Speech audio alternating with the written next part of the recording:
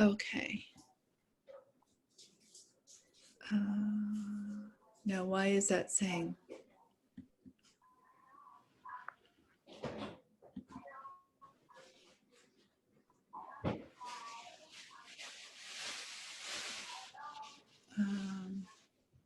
Click the lock to make change. Casey, can you come here for a second? Okay. So do I guess I click on that. Will not be able to record. Oh, shoot. What I'm wanting to do, I'm trying to screen share. Mm-hmm. And have you done it before? Not on this computer. Oh, there we go. I think it should work now.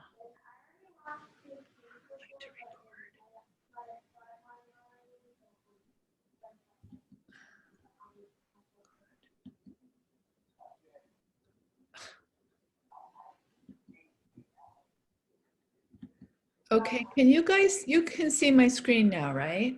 Yes. Okay. Yes. All right. Sorry. It's getting this new computer figured out is a little bit of a, okay.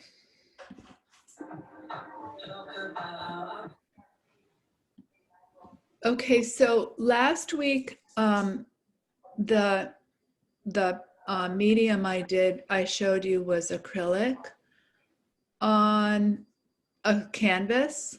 And this week is watercolor on watercolor paper. And this is actually a piece of linen, 300-pound watercolor paper that was given to me.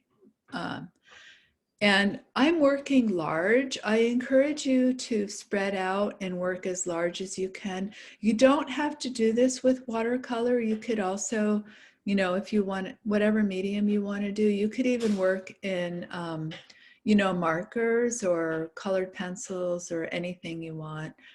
But I'm going to choose watercolor. I put a lot of water on the paper. I didn't wet the whole paper, but I used my large brush and I laid a lot of water on.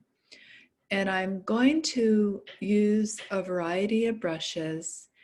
And again, I'm just kind of, I'm standing up, so I'm really in my body. And I'm just kind of dancing, like the music is moving my body, and I'm grabbing whatever brush and whatever color I feel the impulse to use, and I'm just kind of putting it down. I'm using my spray bottle to get more flow here with the water. I'm using lots of water. So you'll notice that I have my warm colors and my cool colors kind of separated in two different palettes. And that just helps me keep them kind of organized. I'm doing some horizontal colors with my blue. You know, it just occurred to me that that could be like water. Like I hadn't even consciously registered that before. And I've actually watched this video a couple times now. But, and then the red, notice how I have the blue horizontal and then the red vertical, like that wasn't even consciously chosen, but on some level, you know, your subliminal, you go into your kind of subliminal part of yourself, and you're able to access a certain kind of creative genius, really, when you think this way. Putting some red in between the blue. The nice thing about working this way and working with a lot of water and really directly in this fashion is that when you put the colors next to each other, the water allows the blends to happen right on the paper. And you get some really beautiful, subtle colors that would be kind of, it would take you a lot of time and effort to recreate if you were doing it yourself.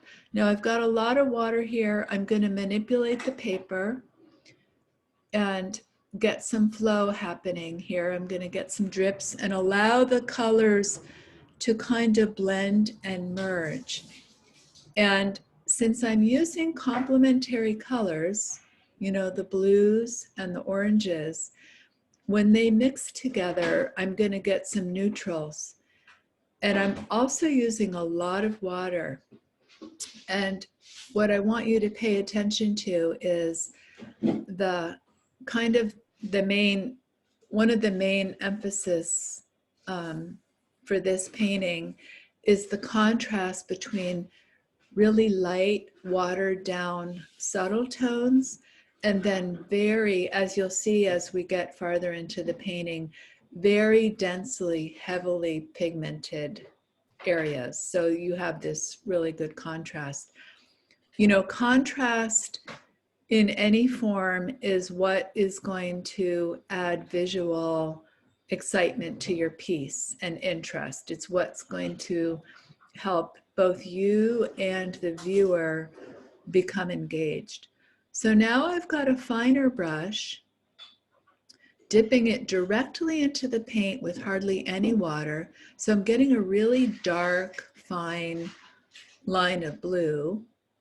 And I'm dragging it through some of the wet areas, but also through some of the dry areas, so that where it hits the wet areas, it's going to merge and blend and soften. And then on the dry paper, it's going to be a crisp line. And so, you know, this is kind of called like mark making, where you have different marks on it. Again, manipulating the paper, moving it around and getting some flow. Before, you had noticed there was some color puddling, and I just took the brush and kind of swept it out onto another part of the paper. So another thing about working this way is that the painting is kind of guiding you. When it starts to do a certain thing, then you listen to that, like this was starting to puddle. So that helped inform my next step of kind of sweeping that excess out and moving it to another part of the paper. And then I got this really lovely kind of subtle violet tone. So now these are my high flow fluid acrylics. Is that what I'm? Yeah, I just ordered these. I got a little set from Golden. These are really fun things to have. I'm pouring it right onto the paper. Look at that. This is my quinacridone gold. And so this is going to be my heavily pigmented paint, the acrylic, without diluting it. But it's already in a high flow form, so it kind of can help merge with the watercolor. If you don't have the high flow acrylics, you can create it yourself by just mixing some water into your acrylic and making it high flow, you know, and then you could either apply it with a brush, or you could actually just pour it right onto your painting. And you'll notice how when I add it to the blue, it's pushing that watercolor out. It's kind of resisting it a little bit. I'm leaving some whites on this painting, and if you are working with watercolor, that's a choice that you're going to have to make. And it's better to make that choice at the beginning of your painting, so that you can be really conscious about your whites, because in essence, it's like one of the colors in your palette. Now I'm pouring on some phthalo blue, high flow fluid acrylic into this area. Notice how I'm keeping my color families all consistent. I've got my blues, I've got my oranges. I'm not putting in every single color of the rainbow. I'm using just a couple of color families. If you want a lot of stimulation and visual excitement, you're going to use complementary colors like I'm doing. If you're wanting a more serene kind of Zen piece, you're going to want to use analogous colors. or colors that are really similar and close to each other on the color wheel. Now I've got some excess quinacridone. I'm kind of grabbing it with my brush and moving it around. Here again, I've got some puddles of color, so I'm just kind of smushing it around with my brush. Some of it's going to go onto the paper and create more crisp painterly marks, and some of it's going to merge with the wet paint and do more blends and get more colors mixed together. Again, having a spray bottle for this type of painting is really a handy tool to have. So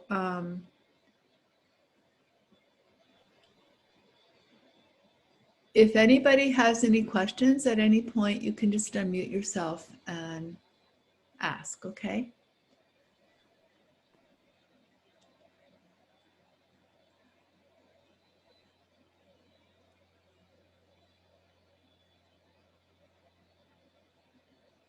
Notice how many different kinds of strokes and marks I'm making with the brush, because you want to get a variety.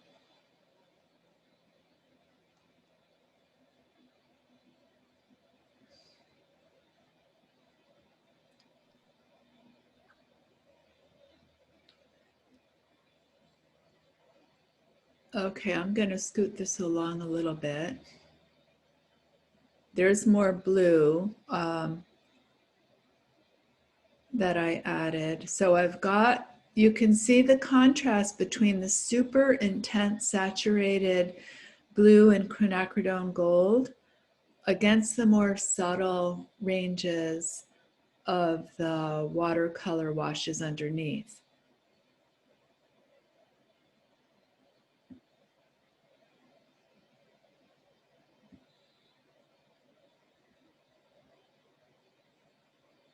So I've been building layer upon layer upon layer, but the whole entire time, some of it has stayed wet. And I'm just going to kind of wrap it up here to the end. So this whole painting took me 15 minutes. You know, it doesn't really take that long. That's like 3 songs. And I had to switch all my stuff over from my other computer to this computer. So I don't have I had a end shot of the final painting. Oh, here I just wanted to show you, this is a jar of iridescent calligraphy acrylic ink, and I'm applying it right with the dropper. It's this kind of bronze color. So it's still in that same color family, and it's another mark making layer of more intense pigment. So this is, I don't have my photograph of the finished piece after it dried, but you can kind of get a good idea here. You know, it's lyrical, it's musical, there's like notes, there's flow, there's emotion, and there's subtle tones as well as really rich, you know, strong tones, just like in a piece of music. So that's that one. And then I'm going to show you this other one. For those of you who already had seen that one, I want to give you another video. This one's only 6 minutes long, so it won't take too long. I've got my jazz on. I'm going to turn the music down. This one is done in my watercolor sketchbook. And if you know, this is another fun way to work. I'm going to meet some friends today at Tucker's Grove, and we're going to paint, and I'm going to bring this with me. It's a nice watercolor, you know, thing for going out into the field or just for traveling. But you want to clip down. You'll notice I have those clips clipping down the 2 sides because this watercolor paper can curl. So I've got the two edges clipped down. Again, I'm wetting the paper. This time, I think it looks like I'm wetting the whole thing. So the first video, I only wet part of the paper. You could also wet the whole thing if you choose. And I've got some different products here. These are the Dr. Martin's Radiant watercolors. And this time what I'm doing is these are fluid watercolors. They're pre-mixed and ready to go. He's got a few different lines of these. You know, he's got the India inks and the Hydrus watercolors and then these Radiant watercolors.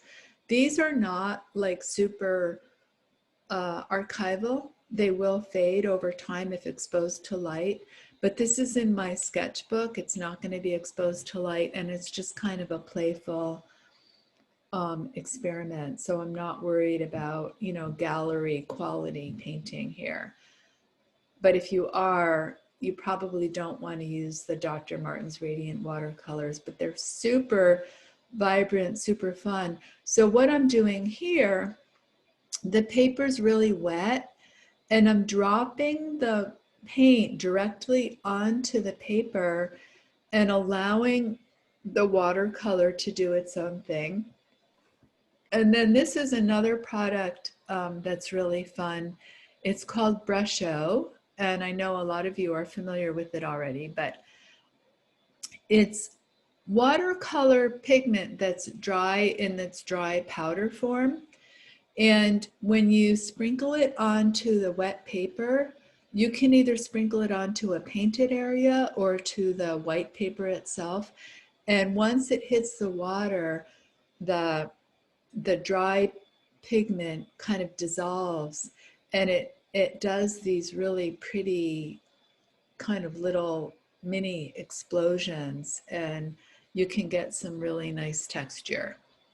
So again, so this time with my colors, I'm kind of sticking to my turquoise and my violet, and I've got a little bit of yellow in there as an accent color, but primarily it's going to be purple and turquoise. I think that was a black that I just added in. The nice thing about these Brusho pigments is that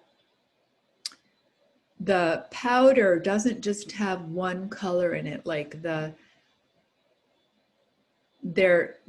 made up, there's like lots of different colored particles to make up that color. So now I'm wanting to get a little more flow going. So I'm taking my big fat watercolor brush and adding some more water because I want to get some of these shapes kind of flowing together. With this style of intuitive painting, when you're working with watercolor, water is kind of going to be your really best friend. Like using a lot of water is really going to help you get that flow and that magic and that spontaneity happening. Now I'm going back in with more of the Radiant watercolor, dropping some more color in. And I'm just going to keep building and adding my layers until it feels complete.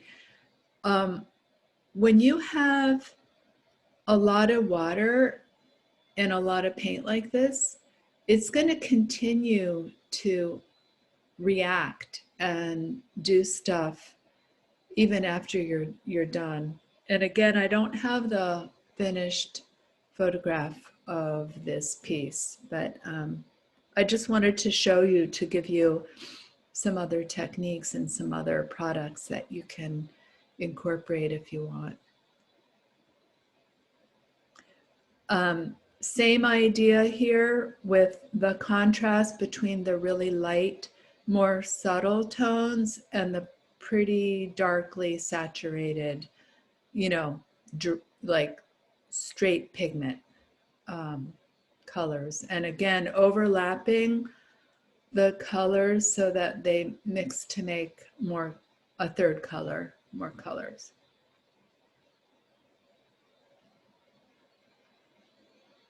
This one I'm actually sitting down because it's a smaller piece. But I do encourage you, especially if you've never tried standing while you're painting, it's a much different experience to really be in your body. I think it's a great practice to have.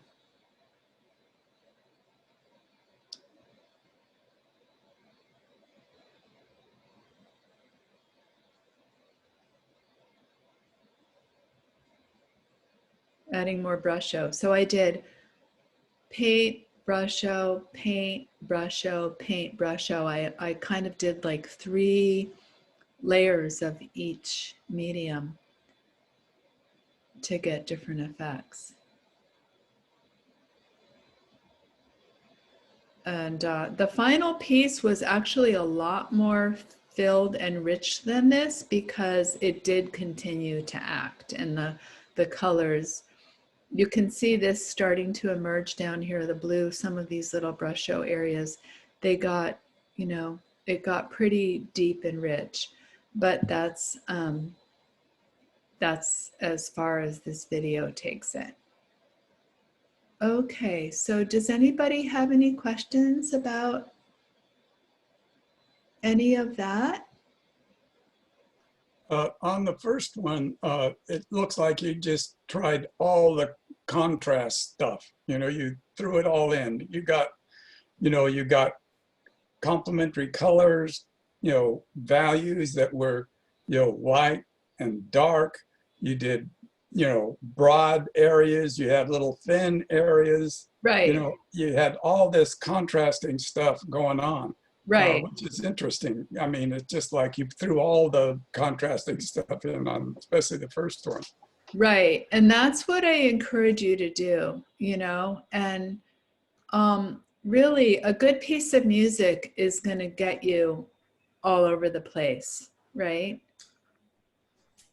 So, yeah. And also just, like I said, on a purely visual aesthetic level, that is high contrast is the primary element for a successful piece. When we are born as babies, we are visually programmed to look for high contrast. Like if you want to stimulate a baby's brain, you place a black and white, like really strong photograph next to their crib. Their eye goes to black and white, high contrast.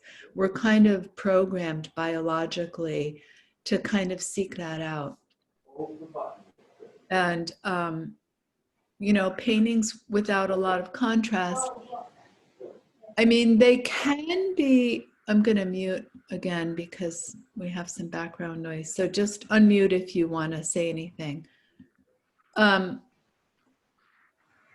You can, like some of the colorists, like some of the abstract expressionist colorists, are able to pull off like really monochromatic,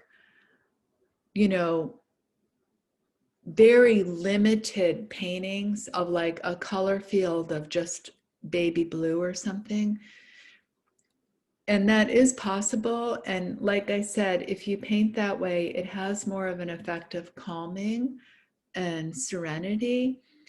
But it's kind of hard to pull it off well where you keep the interest where you actually want to look at the piece. So it is possible, but I think for us, it's better to kind of focus more on creating contrast as we're really getting our 1,000 paintings under our belt before we can master. And you can have subtlety in your painting, like I did, but it would just be really kind of lifeless if that's all it was for the most part. And you do notice, like, there's a tendency, especially with watercolor, to keep the color too light and too washed out. And I think my number one, like, harping sentence in all my watercolor classes, which many of you are familiar with, is add more darks, get more darks, put more darks in. And so that's what I want you to kind of think about. And it takes a boldness to do that. But the nice thing about painting this way, which is just more kind of experimental and playful and intuitive, you're not like try not to be attached to like having a finished final product. It frees you up to get a little more free and bold and take risks. And I do want to mention, and I know many of you have heard me say this before, but it bears repeating, that the way we show up in our studios with our painting is reflected or helps inform the way we show up in life. And especially right now in these uncertain, like crazy times, it's really crucial for us to develop self-confidence and trust in ourselves, and to be able to take risks into new areas that maybe we haven't done before. So you can think of your painting as a safe way to practice that for real life situations where you need to like say you've lost your job and you need to do something totally new, and you've done something totally new in your painting. So you know what that feels like. You get some butterflies and you just kind of trust yourself and follow your intuition, and you take a step in it, and it opens up new pathways. And so it's just a really great personal practice, I think, to paint this way. Okay, any other questions or comments about this project before we move into critique? No? Okay, we're good. I'm so relieved to have a solid internet connection. I can't tell you. All right, so I'm going to get my share screen up and we will go through the pieces I have here from you guys. Let me scoot that out of the way. Oh, you know what? Before I do that, I'm going to stop the recording